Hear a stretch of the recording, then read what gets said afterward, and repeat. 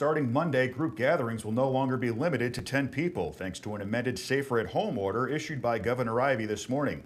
The new order will allow salons, athletic facilities, and restaurants to open back up with specific restrictions still in place. Entertainment venues such as theaters, nightclubs, and bowling alleys will remain closed until further notice. We know you're frustrated, and today's order will hopefully begin providing another round of hope for all of us.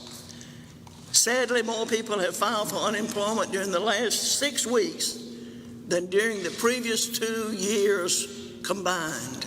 Ivey said more than 400,000 people have filed for unemployment so far. She says they'll consider the next phase of reopening next week.